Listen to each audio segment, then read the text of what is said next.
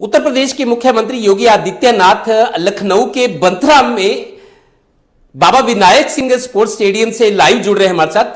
जैसी बीमारियों को लिए रोकथाम के लिए टीकाकरण का एक बृहद अभियान पूरे देश के अंदर चल रहा है और उत्तर प्रदेश में इसको हम लक्ष्य पूरी तरह प्राप्त करते हुए दिखाई दे रहे हैं।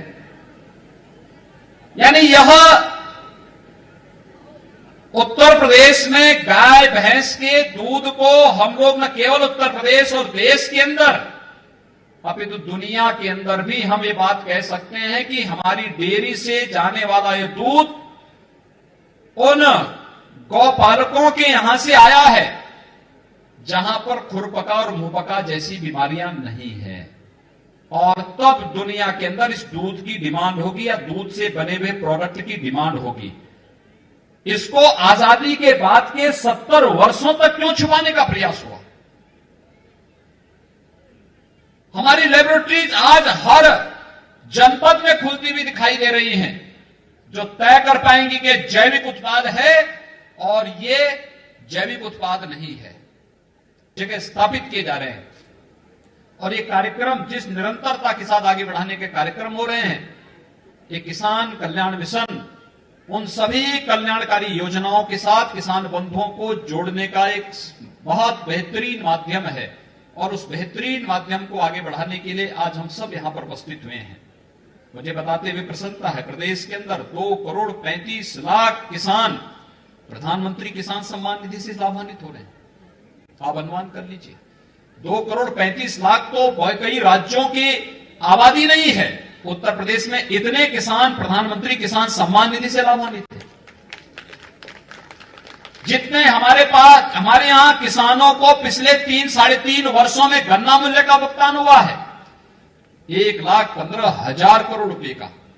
यह गन्ना किसानों को गन्ना मूल्य भुगतान की यह कार्रवाई बहुत सारे राज्यों का वार्षिक बजट नहीं है। इतना हमारे किसानों के अन्नदाता किसानों के खाते में पैसा गया, सीधे पैसा गया। और कोरोना कालखंड के दौरान तो खेती और किसानी के लिए जिस प्रकार के कार्यक्रम देश के अंदर और प्रदेश के अंदर चले हैं, वो अद्भुत है, अनुकरणीय है, अभिनंदनीय भी है। मैं आह्वान करूंगा अपने किसान बंधुओं से, यहां पे महिला स्वयंसेवी समूह भी खड़ी है। बुंदेलखंड में एक बलौनी दुग्ध उत्पादन समिति है। बलेनी दुग्ध उत्पादन समिति ने एक वर्ष में 46 करोड़ रुपए का टर्नओवर रहा है उसका, और उसका 2 करोड़ का नेट प्रॉफिट रहा है एक दुग्ध उत्पादन समिति में। आप सोचिए, वहां महिलाओं की समिति है वो केवल। और ये कार्य सरोजनी नगर में भी आप लोग भी कर सकते हैं। आप में से कोई भी महिला समूह इस रूप में खड़ा होकर के यहां पे खड़ा करके इस कार्यक्रम को आगे बढ़ा सकता है। एफपीओस का गठन कर सकते हैं। हर विकास खंड में हमें एफपीओस का गठन करना है। ये किसान उत्पादक संगठन होंगे। ये किसानों की आमदनी को कई गुना बढ़ाने में इनकी बड़ी भूमिका होनी है।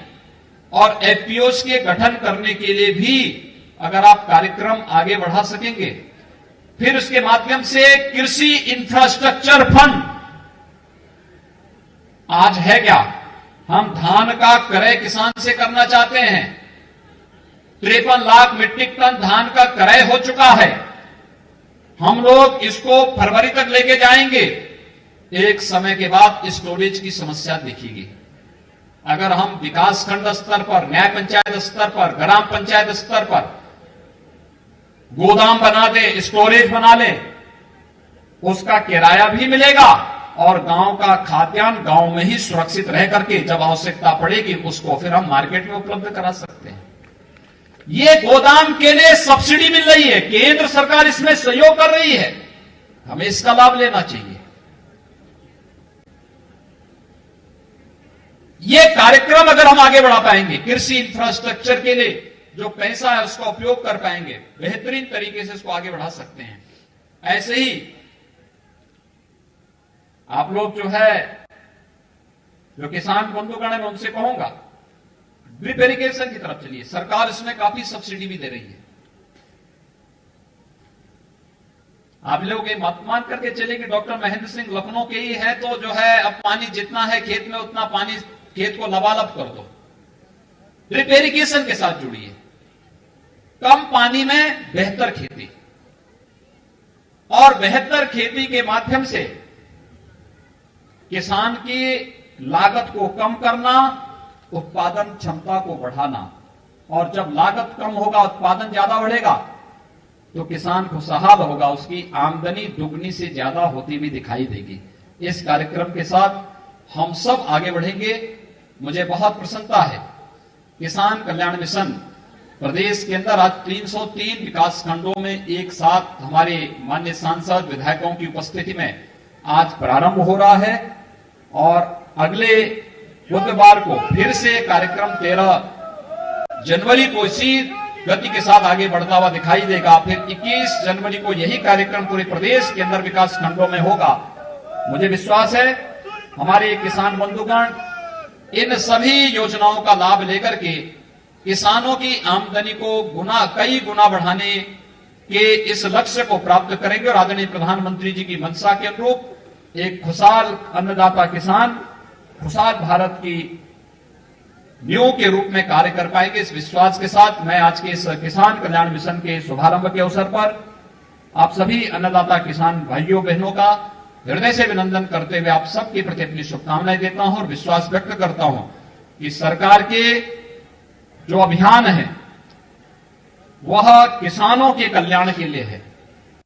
हमें बिना किसी बहकावे में आए, बिना किसी गुमराह करने वाले तत्वों से सावधान रहते हुए इस बारे में आगे बढ़ना पड़ेगा कि हमें किसान की आमदनी को 2022 तक दुगना करते हुए हमें हर हाल में एक भारत श्रेष्ठ भारत के लक्ष्य को कहीं भी भटकाव की ओर नहीं जाने देना है। कोई भी गुमराह करने वाला तत्व हमारे बीच में आकर के किसान भाइयों और बहनों को उनके प्रगतिशील अभियान में बाधक नहीं बनने देना है। इस विश्वास के साथ मैं आप सबके प्रति अपनी शुभकामनाएं देता हूं।